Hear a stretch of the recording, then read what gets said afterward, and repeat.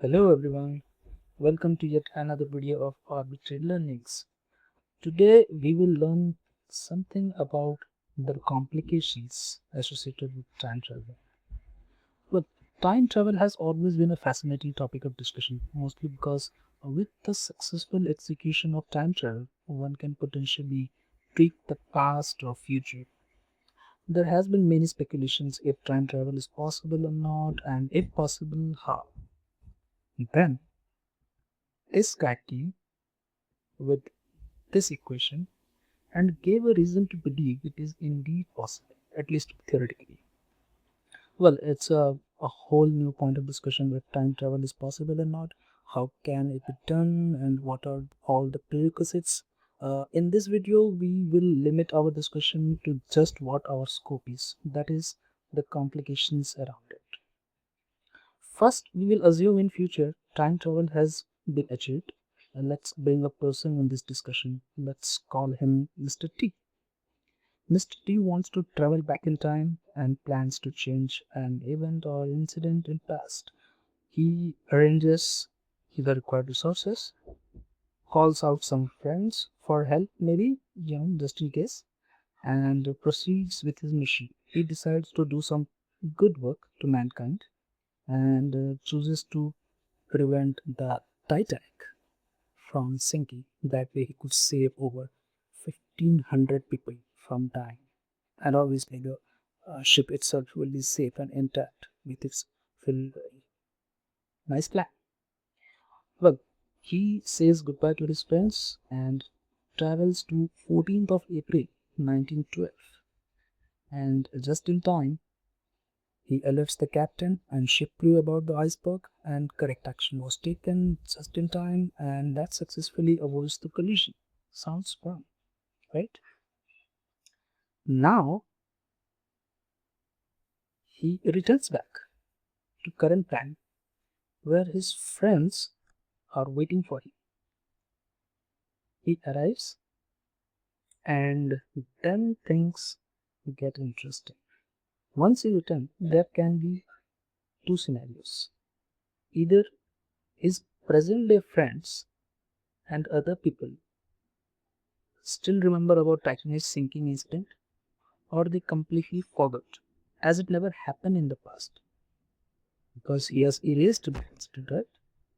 And if it never happened, the whole point of assembling here and going back in past is pointless.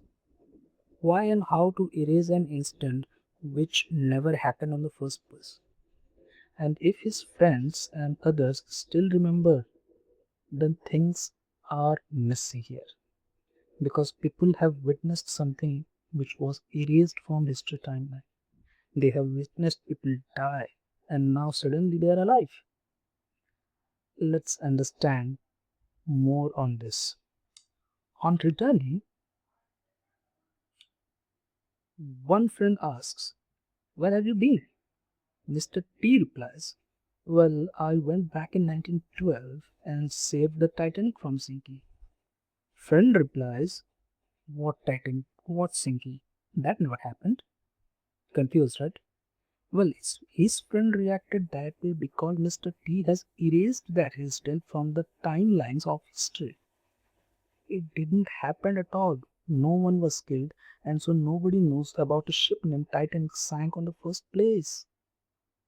On the other hand, if his friend acknowledges, agrees, and feels happy about Mr. T sailing Titanic, that means for him in present day, Titanic still sank and people still died. That's why his friend still knows and remembers about this incident, which implies his memory is also to be refreshed or altered immediately to unlearn about the incident which never occurred in the past. Well, I know it sounds pretty confusing. Let's hear what his other friend has to say. Things will be more clear.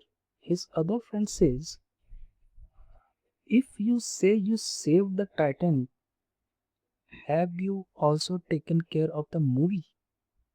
because whole lot of people have already seen that movie and know about it.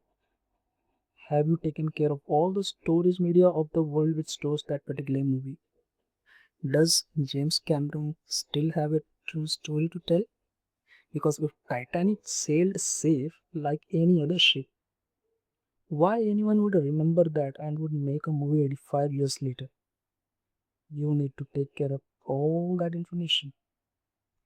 I hope you are getting the idea. While you are still thinking, the third friend screams, "Dude, what have you done? There was a passenger named Mr. D on the ship who sank and died. My great grandfather had borrowed some money from him, and now that you have saved everyone, Mr. D continued to live and he killed my great grandfather next month. Hence, my great grandfather and my father were never born in this world, which means I do not exist." Oops. His other friend said, "You need to take care of at least 3 future generations of all the passengers of that ship.